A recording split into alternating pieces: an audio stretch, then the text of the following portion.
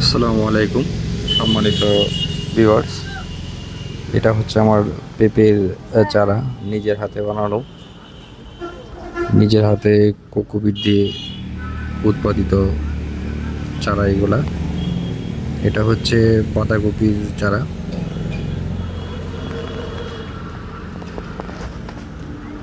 চারার গ্রোথ মাশাআল্লাহ অনেক সুন্দর, দেখেন, দেখতেই পারতেছেন চারার কোয়ালিটি এবং কোকোপিটের যে কোয়ালিটি। এটা হচ্ছে মিষ্টি কুমড়ার চারা, দেখেন কত সুন্দর হয়েছে চারাগুলা।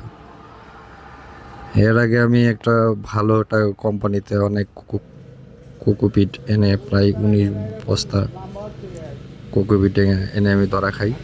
এটা হচ্ছে বাহুবলী টমেটোর চারা, দেখেন চারার গ্রোথ কোয়ালিটি কত সুন্দর।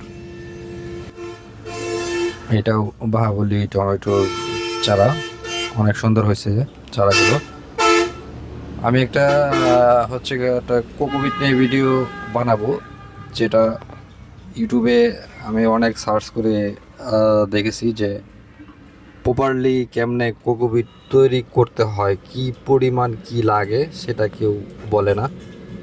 ইনশাল্লাহ আমি একটা ভিডিও তৈরি করার চেষ্টা করব।